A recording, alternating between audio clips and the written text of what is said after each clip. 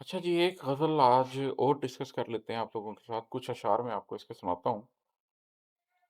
कभी मग़लूब हो जाता है दिल जब गम की शिद्दत से, कभी मग़लूब हो जाता है दिल जब गम की शिद्दत से, तख़य्युल मेरा लड़ता है मेरे जज़्बों की वहशत से। मैं अभी पीछे से ये ज़िक्र करके हटा हूँ कि ज़िंदगी में एक जगह आती है जहाँ पर आप सोच को सेकंड नंबर पे कर देते हैं, ख़िरत को सेकंड नंबर पे कर देते हैं, लेकिन उसका हाथ पकड़े रखते हैं। वजह ये है कि ज़िंदगी में आपको बारहा ये फैसला करना पड़ता है कि कभी सोच आगे तो कभी जज़्बे आगे, कभी सोच आगे तो कभी पैशन आगे। ये जिस जगह की बात हो रही है, ये वो जगह है जहाँ पर आपके दिल में कभी गम इतना बढ़ जाता है, थकन इतनी बढ़ जाती है, सफ़र इतना मुश्किल हो जाता है कि आपके जज़्बे वहशत का शिकार हो जाते हैं। लेकिन अगर आपने ख्वाब सोचा हुआ है, आपने ज़िंदगी का कोई मकसद बनाया हुआ है, तो फिर वो सोच आगे बढ़ती है और आपको रिमाइंड कराती है।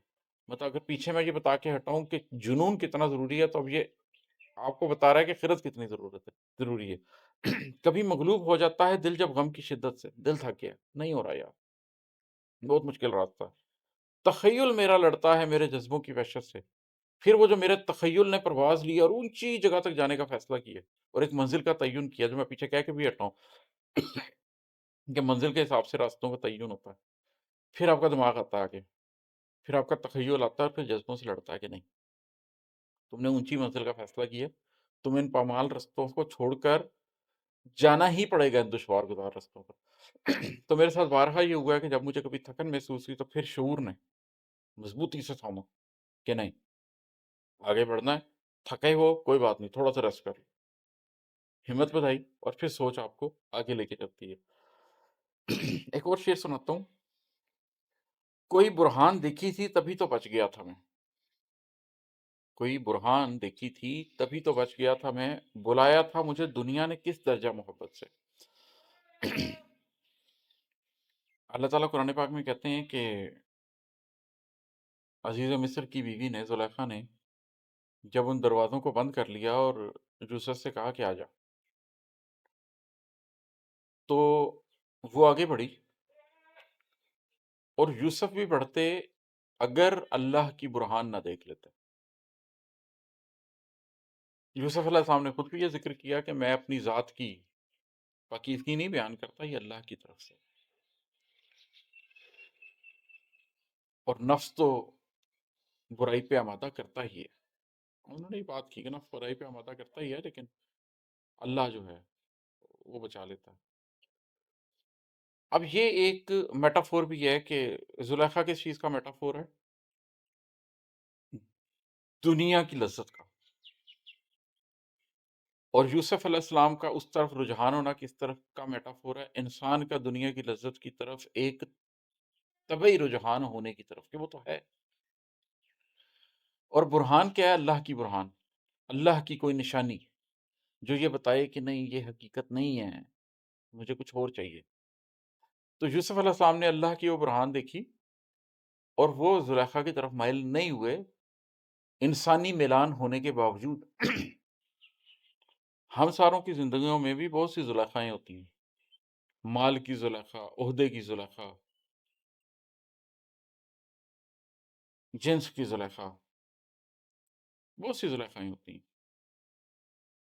अल्लाह की बुरहान अगर हम देख लें, जो कि अब हमारे पास कुरान की सूरत में मौजूद है, किताब को थाम लें और ज़िंदगी के हर फ़ैसले में जहाँ पर कोई रुझान, जहाँ पर कोई मैलान हो, वहाँ उस किताब से ये देखें कि वो क्या, अल्लाह की किताब कुरान क्या उस पे इशारा देती है। और जब आप उस रास्ते पे चलते हैं, तो फिर आपको हकीकी इशारे भी कई दफ़ा मिल जाते हैं। आप गलत रास्ते पे चलने लगे, अल्लाह की तरफ से आपके लिए कोई इशारा मुतय्यन हो जाता है, जो आपको बता देता है कि आपने इस जगह पर नहीं जाना। वो किसी भी सूरत में हो सकता है, कोई खुदकुशी करने के लिए लटक गया हो, तो पीछे से एकदम फजर के टाइम हो और अज़ान की आवाज़ ही आ जाए। ये अल्लाह की बुरहान ही है कि वो चढ़ गया था किसी ऊंची इमारत पे छलांग लेने के लिए, और आवाज़ उसके कानों में हय्या अलल फलाह की पड़ गई, वो उतर आया। तो बुरहान कोई ना कोई मिलती है, अगर आपका कल्ब ज़िंदा हो और आप दाएँ-बाएँ देख रहे हो, तो कोई ना कोई बुरहान आपको मिल जाती है और आप उससे बच जाते हैं। कोई बुरहान दिखी थी तभी तो बच गया था मैं, बुलाया था मुझे दुनिया ने किस दरजा मोहब्बत से। ज़ुलेखा की तरह मुझे भी दुनिया ने आमादा किया था, لیکن اللہ نے کچھ برہان دکھائی تو میں بچ گیا۔ اور اسی کے اوپر پھر جو ایک آخری شعر ہے وہ آپ کو سنا دیتا ہوں۔ عماد اپنی ریاضت پر بھروسہ چھوڑ دے کیونکہ عماد اپنی ریاضت پر بھروسہ چھوڑ دے کیونکہ ملا کرتا ہے اذن باریابی اس کی قدرت سے۔